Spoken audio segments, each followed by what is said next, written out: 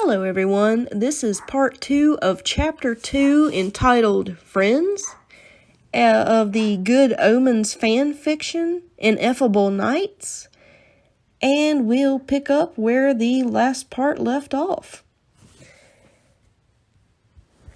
As he dangled there, nose to nose with the fallen, Crow's eyes were blazing with rage, his upper lip pulled back in a snarl to show his fangs. "I'm a fallen one, you idiot angel. I'm not sweet, or nice, or kind, or any other disgustingly inaccurate thing you dare to call me. I'm... Crow's snake-like hiss of frustration surprised Azzy, but oddly he wasn't afraid. He should be. Here he was, no armor, no weapon, defenseless, and in the grip of a being far stronger than his lanky frame might suggest. A fallen one, a mortal enemy of the celestial. Yet all Azzy felt was a bit of excitement, a flush of heat.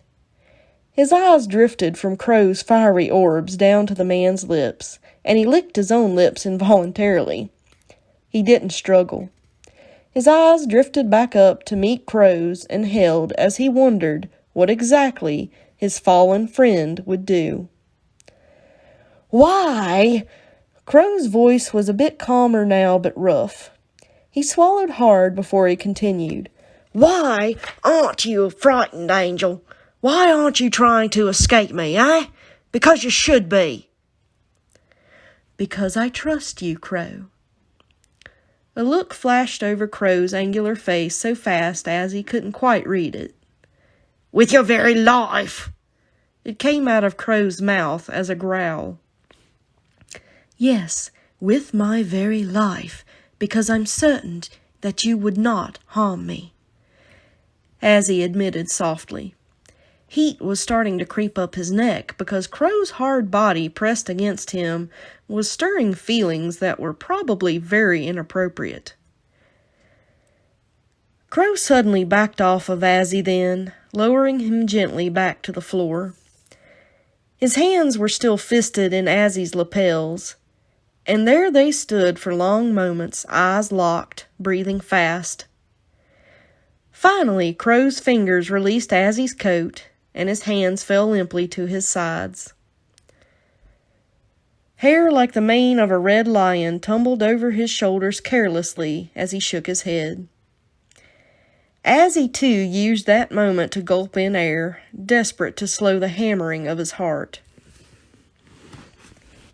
Do you hate me now, Angel? Do you want me to leave?"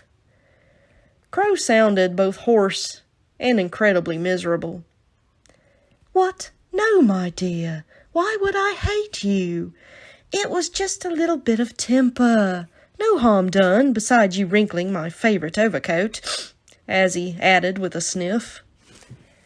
Crow shook his head again, his expression one of awe. "You are either the most kind-hearted bastard alive, or completely daft." Crow moved then slowly, as if reluctant to let Azzy out of the corner he'd trapped him in. "I act like a beast to you, and you simply forgive me. And believe me, Angel, if only you knew me better, you'd know how little I deserve your forgiveness, or your trust. I've done terrible things, Azzy, truly dark, horrible things." "Well," as he carefully made his way past Crow to his bright copper kettle. After that encounter, he figured they could both use a good, bracing cup of strong tea. He filled it with water from the hand pump at the small sink and then set it on a grate over the fire to boil. "May I ask you a question, Crow?" "Of course, Angel. Anything." Serpentine eyes followed Azzy's every move. "Would you ever do those things to me?" Azzy asked as he readied 2 mugs with tea bags. "What? No, course not. Oh, Angel, I might lose my temper from time to time, but I'd never truly harm you. Scare you a bit, maybe." A rueful grin pulled at the fallen's lips, but his eyes remained apologetic. But no, I'd never actually harm you. I'd sooner die than ever see you hurt, Angel. And there it was, the truth. The meaning went so much deeper than the words themselves, and they both knew it, even if they couldn't fully admit it to themselves yet. The little shack seemed to fill up with a sort of nervous energy. "Well then," Azzy said carefully, trying not to let his voice tremble. "Well then, of course I forgive you, and I could never hate you, Crow. No matter who you've been, what you've done in the past, who you are to me now is my best friend, the one who came here when my heart cried out with loneliness. Perhaps this friendship is unusual, but I wouldn't trade it for anything." As he heard Crow swallow hard, and he made his way over to slump gracefully back into his customary chair. "Your lot doesn't deserve you, Azzy," he finally said, his golden eyes focused on the fire. "Bastards, sticking you out here in the middle of nowhere, alone, on one of the most dangerous posts they've got." "Oh, really, Crow, it's not that bad." As he removed the kettle, which had begun to whistle, and carefully poured the steaming water over the tea bags in their mugs.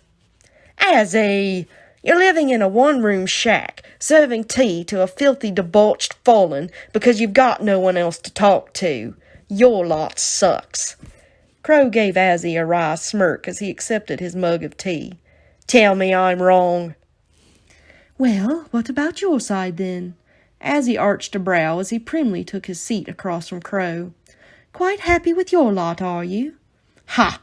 Oh, hell's no, Angel. I told you before, my lot are such absolute shite we don't even like each other. I hate them all so much I willingly took a job guarding a monster-infested armpit of a forest by myself." Crow's yellow eyes glittered at Azzy over the rim of his mug. "Only bright spot in my entire cursed existence has been meeting you, Angel." Azzy felt a blaze begin in his heart, one that burned long after Crow had said his goodbyes and had ridden away into the pre-dawn darkness. And that was the end of part 2 of chapter 2 of the Good Omens fan fiction, Ineffable Nights. Hope you guys enjoyed it, and get ready for chapter 3.